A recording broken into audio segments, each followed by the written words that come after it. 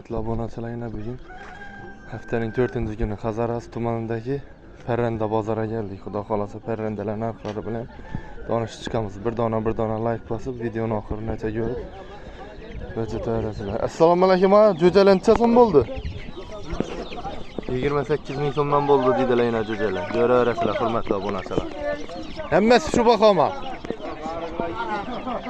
O'rdak jo'jalancha so'm bo'ldi. 30 ming so'mdan dedilar yana hurmatli obunachilar, yana ko'raverasizlar.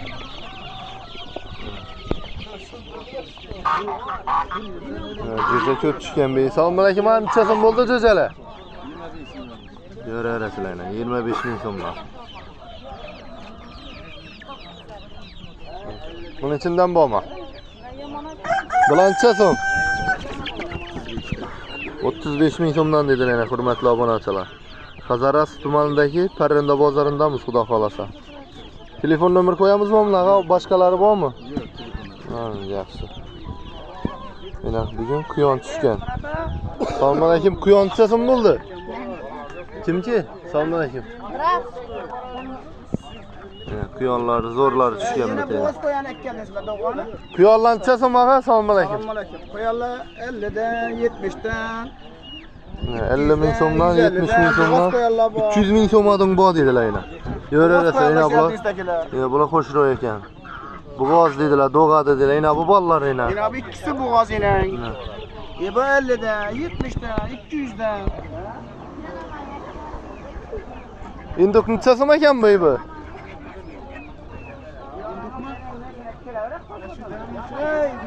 Induk ham aytib bering. Induku. Bakasını ben bilinmem. Egasi yo'q ekan hurmatli obunachilar. Bu g'ozlaning. G'ozlar 300 dan.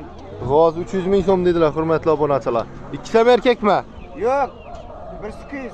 O'rdaklaring. 120 dan. 120 ming so'mdan dedilar o'rdaklar hurmatli obunachilar. O'rdak jo'jalancha so'm. Assalomu alaykum.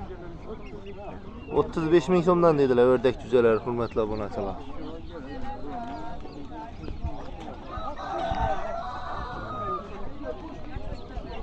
Assalomu alaykum. Jo'jalancha so'm. 20 ming so'mdan dedilar hurmatli obunachilar jo'jalari. Ko'raverasizlar.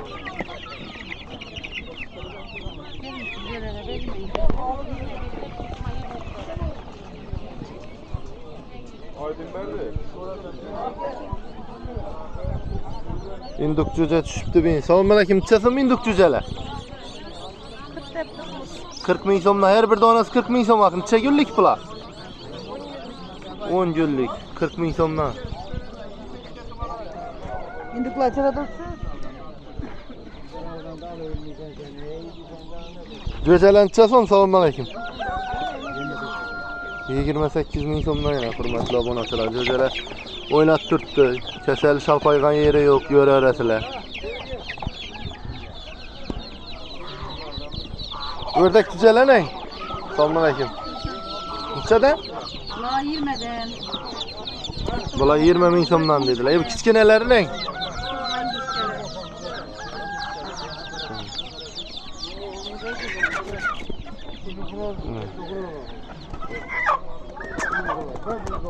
Assalomu alaykum. Induklar necha so'm bo'ldi? 250 ming so'mdan bo'ldilar dedilar yana induklar. Ko'raverasizlar hurmatli obunachilar. Videoni tarqatib, like bosib, obuna bo'lib kuzatishda davom etaveringlar hurmatli obunachilar. Sog' bo'linglar, salomat bo'linglar.